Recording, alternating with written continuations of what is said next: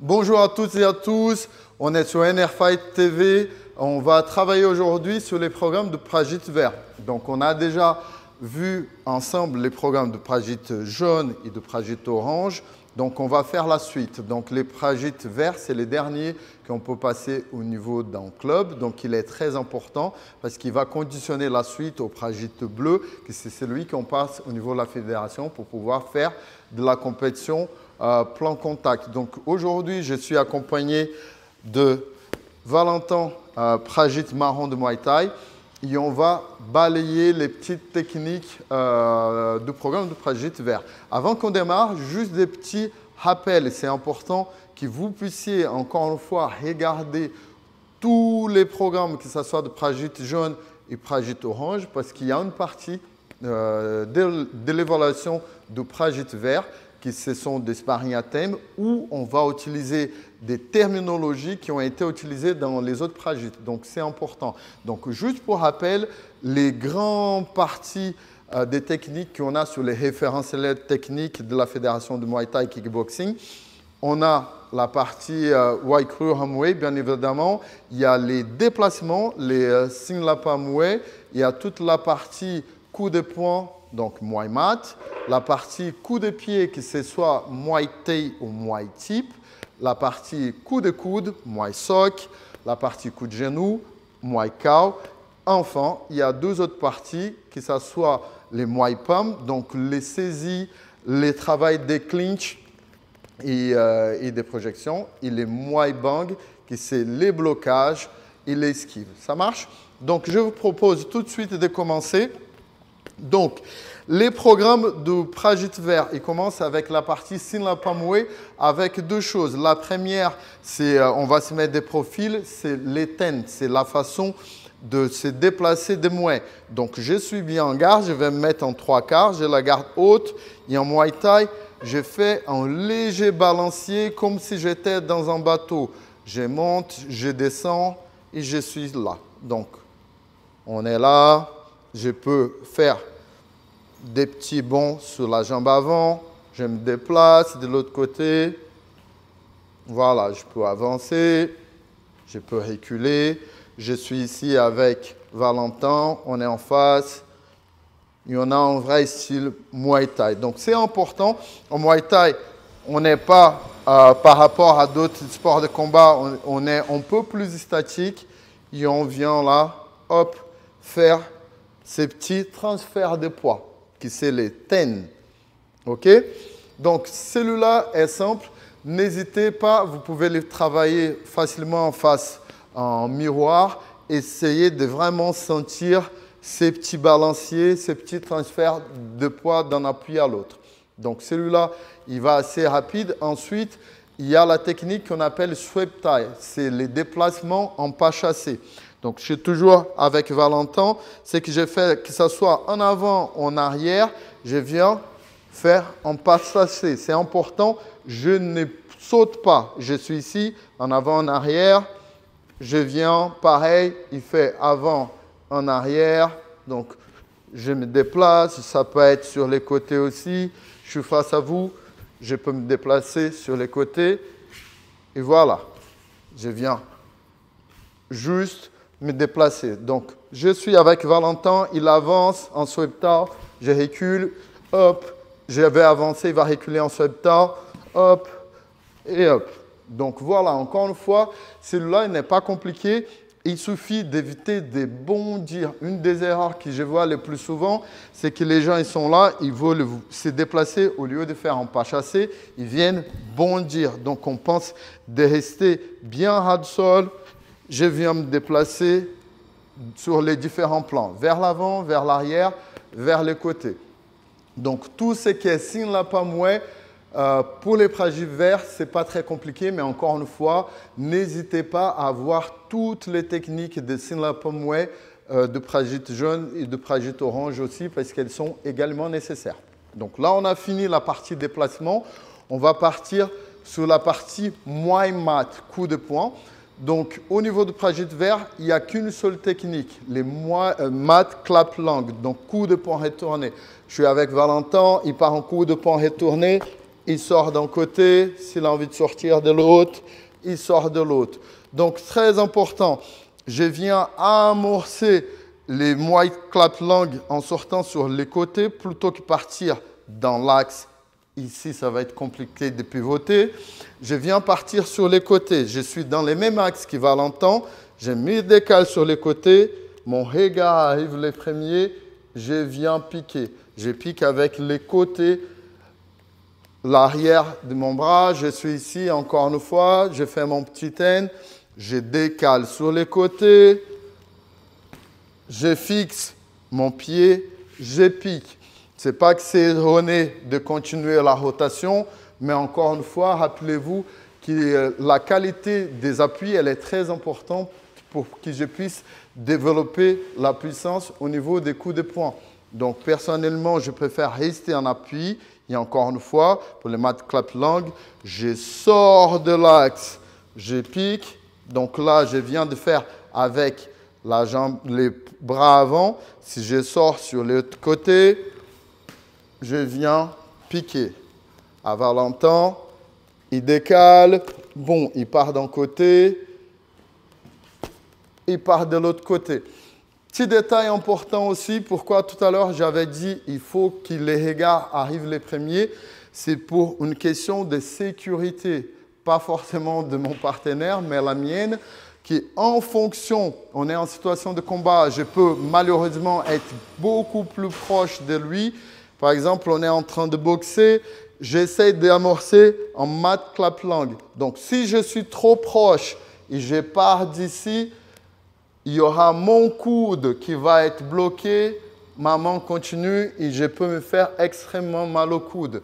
Donc l'intérêt que les regards arrivent les premiers, si je vois que je suis trop court, je peux éventuellement, plutôt que déployer mon bras et faire mat clap langue, je peux sortir les coudes en coude retourné qui s'appelle presque la même chose, mais comme c'est une technique de coude, sock, donc c'est un sock clap langue qui est dans les programmes, dans d'autres prajites. Donc pensez à chaque fois, je pars bien en diagonale, je m'applique à avoir une belle qualité d'appui, je la garde haute, mon regard qui arrive les premiers et je viens frapper avec les côtés, la partie arrière, pardon, de mon gant. Donc encore une fois, la partie moins mat de prajite verte, elle est assez limitée, il n'y a qu'un seul coup de poing, mais encore une fois, tous les autres coups de prajite jaune et orange doivent être travaillés, qui vont être nécessaires pour la partie travail à thème. Donc il y a mat trong, mat yen-san, donc je vous laisse regarder, c'est important aussi de les maîtriser. Donc on va partir sur la partie Muay Thai, Muay Tip, donc les coups de pied. On va commencer avec les tip top, qui c'est un coup de pied que souvent les gens ils posent des questions en disant mais c'est un coup de pied où je viens frapper avec l'antérieur la cuisse. Et on va partir directement en application. Donc, quand vous allez avoir votre évaluation, vous serez avec un partenaire. Il est tip top, il est intéressant pour venir bloquer à l'intérieur la cuisse de votre partenaire s'il déclenche un coup de pied circulaire. Donc, je suis avec Valentin, je vais déclencher un coup de pied avec la jambe arrière. Il va pouvoir venir tranquillement faire un barrage. Toujours les mêmes côtés, on est bien en tête. Je viens déplacer, il vient juste faire un coup de pied avec l'intérieur de son pied. Hop, je pars. Encore une fois. Hop, je pars. On va faire la jambe avant, la même chose. J'essaie de déclencher. Paf. Il y a un barrage. Je reprends. Hop. Tip top. Donc, si vous devez passer votre examen, ça, c'est une des meilleures façons de pouvoir les démontrer.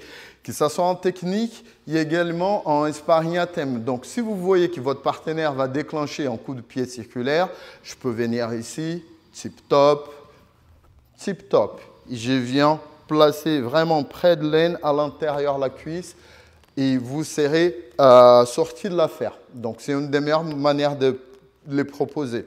Donc, toujours sur la partie Muay Thai, Muay Tip. Donc là, on a fait le Muay Tip avec les tip top. Là, on va partir avec deux coups de pied, plutôt Muay Thai, où ils sont assez proches.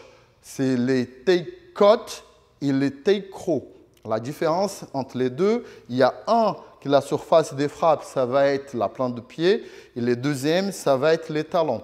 Donc, je suis avec Valentin, je peux faire extérieur ou intérieur, peu importe. Je suis avec Valentin, il va faire un take-cut. Du coup, take-cut, c'est avec la plante de pied. Je suis ici, il déclenche take-cut, paf. Jambe arrière, paf.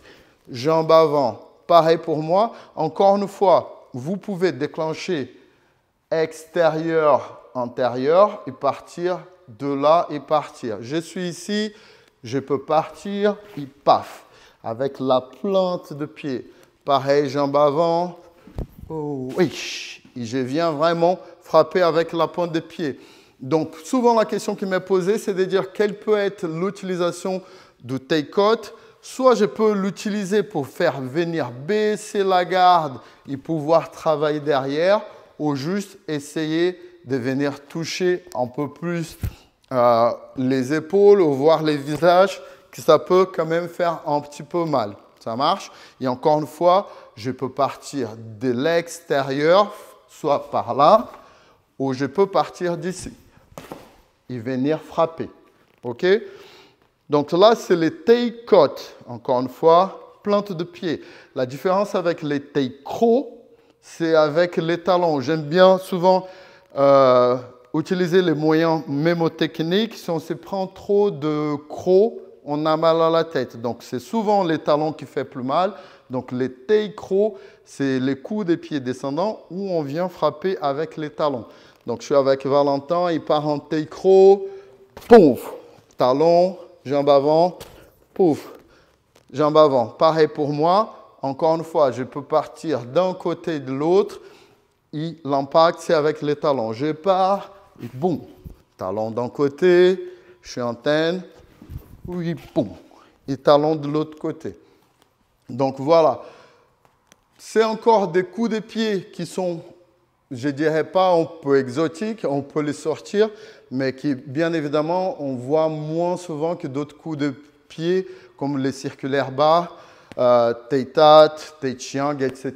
Mais ils sont intéressants aussi, les connaître, ça vous permet d'augmenter la variété technique de votre jeu et c'est toujours intéressant de les savoir. Donc là, on a fini avec la partie Muay Thai. Encore une fois, c'est beaucoup plus succinct que les autres prajites jaune et orange. Il y a déjà une belle base qui a été établie. Donc là, on vient rajouter plutôt des petits coups un peu plus exotiques, mais qui sont aussi intéressants à connaître. Ça marche? Donc là, on a fini la partie Thai. On va partir au Muay Khao, au niveau des coups de genoux. Donc, dans les programmes de Prajit vert, il y a deux types de coups de genoux. Khao top, qui c'est les grands circulaires, et les Khao tat, qui comme les Thai tat, je viens travailler la cuisse, à niveau bas. Donc, les Khao tat, c'est genoux au niveau de la cuisse. Donc, on va commencer avec les Khao top. On est ici et on vient lever très haut. C'est un grand circulaire et piqué. Je suis ici, je lève très haut et je pique. Je change de côté et je pique très haut.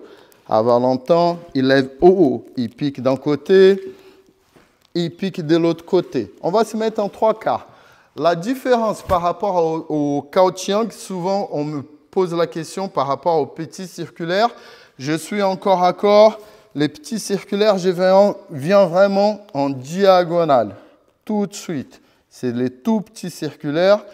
Tandis que les Khao top, il faut que vous fassiez l'effort d'aller haut et venir piquer. Donc, je suis ici.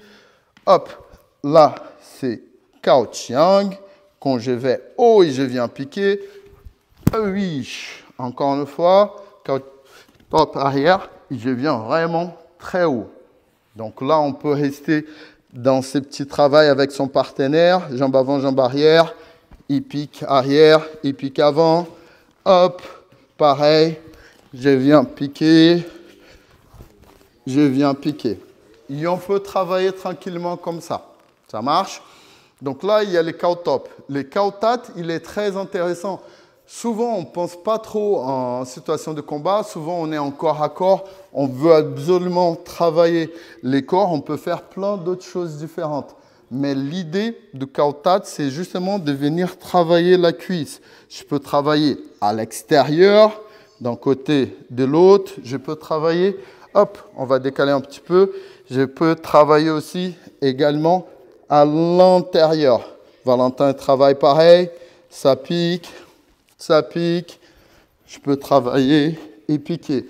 En situation de combat, c'est très utile. Parfois, je peux être vraiment très rapproché et avoir du mal à piquer un peu plus fort. Et on oublie souvent la possibilité de travailler les cow-tat. Ici, ça peut faire quand même pas mal de dégâts. Donc, n'hésitez pas, au-delà de la connaissance technique, de savoir comment je fais en cow-tat. Donc, coup de genou, niveau bas au niveau de la cuisse. N'hésitez pas à l'utiliser, que ce soit en situation de sparring libre ou sparring à thème. C'est vraiment important et c'est une belle arme qu'on peut rajouter à son arsenal Muay Thai. Donc, il y a ces deux coups des genoux pour la partie Prajit vert. Encore une fois, c'est des coups qui ne posent pas trop de problèmes. Les problèmes souvent que je vois en évaluation en Muay, c'est vraiment les cow-top. Pensez à aller haut et piquer. Pas de venir ici, je viens haut et je pique. Ça marche? Donc, on a fini pour les genoux. Ensuite, il y a les coudes. Il y a deux coups de coude. Il y a les petits socs et les socs tact. Donc là, je fais tout de suite en arrière sur image. Il y a beaucoup de débats pour dire qu'est-ce que c'est les coups de coude directs, donc les petits socs, comment il doit être fait. Donc, il y a des débats. Personnellement, ce que je vous conseille, c'est en parler à votre évaluateur pour voir quelle est la vision là-dessus. J'en avais une quand j'ai fait mon Prajit noir. On m'a expliqué d'autres choses aussi qui tiennent également la route, mais du coup, je vais vous montrer les différentes options. On va commencer par les sock-tat, qui c'est les coups de coude descendants. Mais on m'a aussi dit que les sock-tat, ça peut être aussi dans l'axe. Dans les vides, je suis là, je viens toujours, je vais enlever mon gant exprès pour pouvoir guider la pointe de mon coude. Mon poing, il vient vers mon cœur. Dès que je fais ça, la pointe de coude va sortir. Je suis là, j'envoie mon poing ici, la pointe de coude va sortir. Donc, pour les sock-tat classiques, ma pointe de coude elle va monter, il va piquer. Je suis ici, je vais lever comme si je voulais nager, mais avec mon poignet ici. Je lève et je pique. Je suis en garde, je lève et je pique. Et c'est là où il y a la différence. Donc, on va travailler directement avec Valentin en sock-tat avant et arrière. Je suis en garde. Il part sur sock-tat avant-arrière, peu importe. Il pique d'un côté, il pique de l'autre. Je vais partir en sock-tat. Je pique d'un côté, je pique de l'autre. Encore lui, il pique. Oui, oui. Donc, pensez à bien lever les poings, il est toujours ici. Et c'est là où ça vient les débats, qu'autant les sock-tat, il est vraiment descendant. Il y a certaines interprétations de référentiels qui disent, si je pars sur un plan horizontal aussi, c'est aussi en sock-tat. C'est qui pour pas mal de personnes, dont moi-même par le passé, je pensais que celui-là également, c'était les petits socs. Mais même si je reste sur un plan horizontal, que ce soit là, je suis face à vous, que je pique là ou que je pique là, selon l'interprétation de plusieurs évaluateurs, ça reste quand même en sock-tat. Et les petits socs, ça serait quand je ne fais pas de pas d'appel et que je viens piquer. Donc, il y a une petite différence. Ce n'est pas en hypercut de coude, en sock niat, ce n'est pas ça. C'est vraiment, je viens ici et je viens piquer. Mais je reste dans mes appuis, je viens piquer, je viens piquer, je viens piquer. Et l'idée que ça soit en coup direct. Donc, je suis avec Valentin, il déclenche petit soc avant, petit soc arrière. Je suis là, 1 et 2. À lui, 1 et 2. Mais l'idée, justement, évitez de faire les pieds d'appel. Je suis là, je bascule juste vers l'avant. Je suis là, je pique. À lui, il pique. Voilà, donc là, c'est plutôt les T-SOC. Encore une fois, il y a des bas sur lesquels elle est bon. Si ici, c'est encore en SOC-TAT ou si c'est en T-SOC. Mais n'hésitez pas à poser la question à vos évaluateurs pour être sûr. Donc, la dernière version des échanges que je peux avoir avec des représentants de la fédération. Donc, les T-SOC, c'est d'après la grosse majorité des évaluateurs, c'est venir là, tandis que les SOC-TAT, je peux partir par les hauts, ou même horizontal. Je suis toujours en SOC-TAT. Même si on est là plutôt pour voir la technique, je me permets, comme dans les programmes, il y a aussi du banc SOC, je vous dis tout de suite, dès que vous déclenchez un travail de coude, pensez à votre garde. C'est pour ça que quand j'ai fait les SOC-TAT tout à l'heure, dès que je pars, en même temps, je viens bloquer. Dès que je déclenche, souvent, si je suis en garde et je vais attaquer avec mon bras avant SOC-TAT, si je fais ça, dès que je déclenche coude, ça déclenche une guerre des coudes. Donc là, tout de suite, je vais me manger. Encore une fois, si je pars en SOC-TAT avec une classique aux gardes basses, tout de suite, je vais me prendre un coup de coude aussi. Donc, ce que j'ai fait à chaque fois que j'attaque, je viens préparer pour faire un blocage des coups de coude, banc SOC. Donc, je suis ici. Si je viens travailler en SOC-TAT avec l'avant, paf, je suis déjà en blocage et que là, je suis protégé. Que ce soit mon partenaire, comme je cassais la distance, qui travaille en coup de coude ou en crochet. Donc, pensez-y. C'est un détail de plus, mais qui c'est intéressant aussi. Pour un évaluateur, il va voir la qualité technique qui, en plus de l'attaque, vous avez aussi une belle structure pour votre organisation défensive. Et c'est vraiment important. Ça marche? Donc, T-SOC, SOC-TAT. Ça également, vous pouvez travailler dans les vides. Faites en long way, je suis devant une glace, j'essaye de travailler et on essaye en même temps de travailler la gestuelle du coup de coude, mais également, on pense avoir la garde et travailler. Donc, ce qui ça me permet aussi de faire une transition directement. Je vais sauter exprès les Muay Pum pour aller directement au Muay Bang, qui est justement comme on est en train de parler des coups de coude. Donc, pour les coups de coude, souvent, comme là, on est en train de travailler, encore une fois, les T-SOC et les SOC-TAT, c'est venir, je suis en garde, je viens bloquer, je pense à bien serrer. Si je laisse ici ouvert, il part en coude, ça va passer quand même. Donc, je viens lever, me coiffer et bien serrer ici. Donc, même s'il part en coude, là, je suis bien. De l'autre côté, paf. Encore, paf. Moi, je pars, coude arrière, paf. Il vient bloquer, coude avant, paf. Donc, encore une fois, là, c'est les blocages des coups de coude, banc SOC. Je viens bloquer, je viens bloquer. Donc, les coudes circulaires, ils sont beaucoup plus, ils arrivent beaucoup plus fréquemment. Donc, c'est ces blocages banc SOC que vous aurez les plus besoin. Donc, faites simple. Encore une fois, on est dans une situation d'évaluation. Pas besoin de demander que votre partenaire fasse un coup de coude sauté, double, etc. Faites juste un SOC-TAT. Je viens bloquer, ça va être suffisant pour bien montrer votre technique aujourd'hui. Donc, vous faites simple. Et en situation de combat aussi, c'est ces blocages que vous aurez les plus besoin.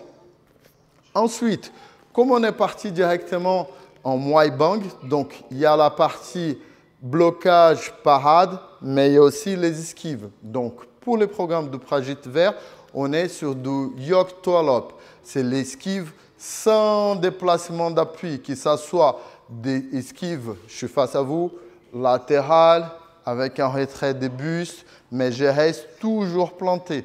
Donc, je suis avec Valentin, je vais travailler Muay Mat, donc les points. Je travaille, il y a esquive, Yoke Twalop. Hop. Ça peut être rotatif si je pars en crochet, Matty Hanson, de l'autre côté. Voilà, donc là, je suis toujours sur Yoke Twalop. Ou en retrait de but, si j'essaye de chercher un high kick, je suis là, je pars en high kick arrière. Ouh, Voilà, pareil. Donc, toutes ces esquives-là font partie du yoke to lock. Donc, encore une fois, on va revoir. On va faire moi mat. Donc, mat strong, mat yensan. Et après, take and crow, qui c'est les high kicks. Donc, je suis là, je déclenche point arrière, esquive, esquive. Je viens avec point avant avec mat yensan, esquive circulaire, esquive, esquive. C'est toujours do yoke to lock. Donc là, je vais déclencher en high kick arrière. Hop. Voilà. Yoke to lock. Donc l'idée, c'est j'ai fait toutes mes esquives sans déplacement de mes appuis. Donc voilà, pour la partie moi bang, j'ai bang sock, yoke to lock, où je travaille l'esquive latérale, rotative au retrait des bustes. Ça marche? Donc là, pour finir, on va venir sur les parties moi pan. Donc tout ce qui est travail de saisie projection. Pour les Prajitvet, c'est la seule technique qui est demandée, c'est les chapka. Donc c'est la saisie des membres inférieurs. Donc l'exemple classique, c'est que je vais partir en middle, donc Taichang, et qu'on peut faire une saisie par les hauts, je peux bloquer ici, voire même une saisie par les bas si je veux faire des projections. Donc je suis avec Valentin, je vais déclencher en Taichang arrière, il décale, chapka. Donc voilà, encore une fois, je déclenche arrière, hop, il peut balancer de l'autre côté. Donc on revient à la première, on va venir vraiment juste enrouler d'un côté et de l'autre. Je viens middle arrière, Taichang, il décale, il saisit. Pour la jambe arrière, il va faire la même chose par rapport à ma jambe avant. Je pars, il décale, il saisit. Du coup, c'est important que vous fassiez un petit décalage pour saisir, pour éviter l'impact. Il y a même quelque chose que j'aime beaucoup pour que ça soit un peu plus compliqué pour mon partenaire puisse m'attaquer. S'il part avec sa jambe arrière, plutôt que saisir et rester ici où il a des bons appuis, il peut travailler. Une fois que vous saisissez, n'hésitez pas à mettre un peu de tension, qui là, il va être déjà en train de bondir sur ses appuis. Il y a même des gens qui pensent à rentrer un petit peu son genou pour qu'il là, il soit vraiment dans une mauvaise posture pour attaquer. Mais pas besoin forcément d'aller jusque-là. Mais déjà, quand je saisis, chapka, paf, je viens monter un petit peu pour pouvoir travailler. Ça marche? Donc, encore une fois, je peux faire cette saisie par les hauts. Donc, maintenant, on peut, je suis face à vous, venir bloquer, saisir et derrière, passer de l'autre côté pour travailler. Donc, par exemple, on va changer de côté. Je vais attaquer avec ma jambe arrière. Valentin va bloquer, passer de l'autre côté et ça permet de travailler des middle, donc des Taichang et des choses derrière. Hop, je pique, il bloque, il passe de l'autre côté, il lâche tout ouvert. Derrière, s'il veut travailler, il peut faire comme il veut. Je viens avec ma jambe avant, hop, hop, il part, il lâche, je suis en mauvaise posture, il peut piquer. On revient de ces côtés. Donc, quelque chose, les premiers, c'est une saisie, entre guillemets, plus classique, que les gens ils pensent plus aisément. Les deuxièmes, de venir bloquer, tirer, c'est très utile pour que je puisse faire une riposte derrière. Mais souvent, on pense moins à la saisie par les bas vers le haut. Par exemple, si je suis avec Valentin, il déclenche en middle arrière pour lui, je peux venir ici. Toujours important que j'ai cette garde. Que si je ne sais pas si c'est en middle high kick, je suis ici et la jambe elle monte. Donc dans les vides, je suis là. Je viens bloquer au niveau de la tête, me protéger et saisir ici. Pourquoi celle-là elle est intéressante? Je suis là, il part, hop, chapka. Elle me permet de venir ici et faire une petite projection. Je suis là, hop. Je viens là, hop. Ça me permet aussi de faire une projection plus facilement que celle-là. Ici, je peux monter beaucoup plus haut que celle-là. Je viens mettre juste mon partenaire sur tension. Je peux bien évidemment toujours balayer, mais celle-là, j'ai plus d'amplitude pour faire les balayages. Et pareil, ça marche des deux côtés. Je bloque, j'enroule, je bloque, j'enroule. Mais ça, c'est un bonus. Encore une fois, si vous n'êtes pas à l'aise avec celle-là, pensez à la classique. Je décale, j'enroule, je décale, j'enroule pour faire les tchapka. Ou sinon, je suis en garde, je viens bloquer, chasser, je suis en garde, je bloque, je chasse. Donc là, c'est les tchapka. Donc, je vous donne déjà un conseil pour celles et ceux qui ont commencé à regarder déjà toutes les techniques. Tchapka, c'est saisie des membres inférieurs. Tchapko, c'est la saisie de la tête, d'une main, deux mains, comme vous voulez. Mais tchapka, c'est bien la saisie des membres inférieurs. Donc voilà, on est arrivé à la fin de cette vidéo. Donc des petits détails. Donc la technique, encore une fois, il n'y en a pas 50 pour les prajites verts. Elles ne sont pas très compliquées, mais deux choses très importantes. Déjà, tâchez-vous de faire une technique propre. Plus on avance dans les grades en Muay Thai, plus cette qualité technique est exigée. Et surtout, la partie sparring à thème et sparring libre qui vont être très importantes. Donc, n'hésitez pas à être à l'aise avec tous les thèmes, que ce soit en attaque et en défense, et surtout utiliser les techniques à bon escient. Comme je disais pour l'exemple avec Tip Top, avec Valentin, connaître la technique dans les vides, ok, pourquoi pas, mais surtout tâchez à les utiliser à bon escient. Et c'est pour ça qu'avec cette vidéo, on a tout de suite essayé de démontrer les techniques avec leur application réelle. Donc, les boulots restent de votre côté. Donc, travaillez bien, révisez bien et je suis sûr et certain que vous allez réussir votre examen. Donc, encore une fois, merci beaucoup à Valentin et je vous dis à très bientôt pour une nouvelle vidéo. Cop con cap. Merci.